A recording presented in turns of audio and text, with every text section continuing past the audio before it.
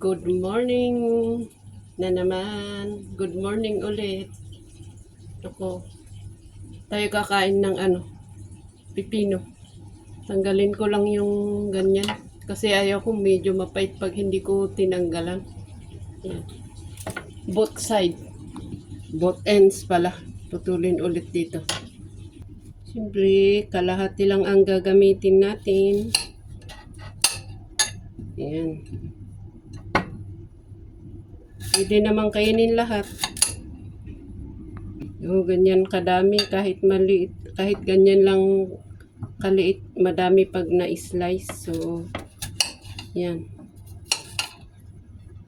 Ito lang ang gusto kong combination.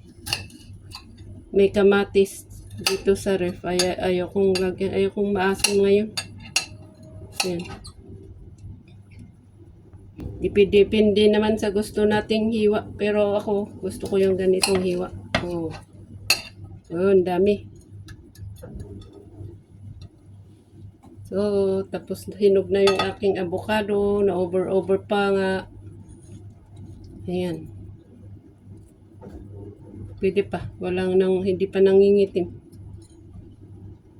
Maliit lang itong avocado. Ayan. Kaya okay lang na ubusin ko lahat. Hindi pala nakikita kanina. Tapos, slice ko ng ganyan.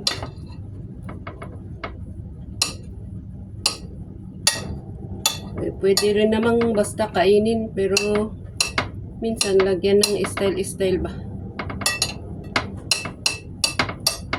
Yan.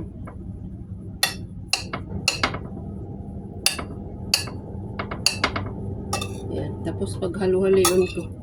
Ayaw kong lagyan ng lemon o kung ano-ano o olive oil, kung ano-ano dyan. Basta ganito lang nakainin ko.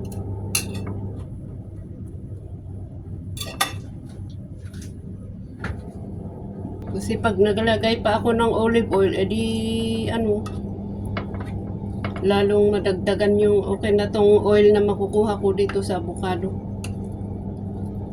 So, yan. Hindi na ako maglalagay ng kung ano, paminta o ano dyan, dahon-dahon. Basta ito lang kasi marami naman to. So may pa, pang bukas. Yan. Sarap.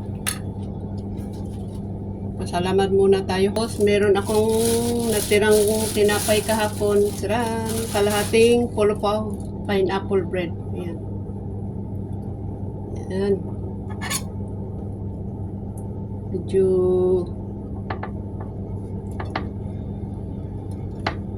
daming nalalaglag eh.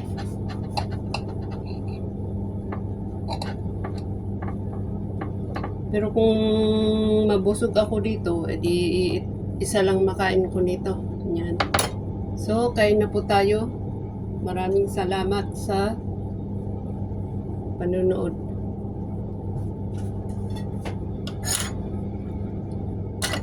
Ayan.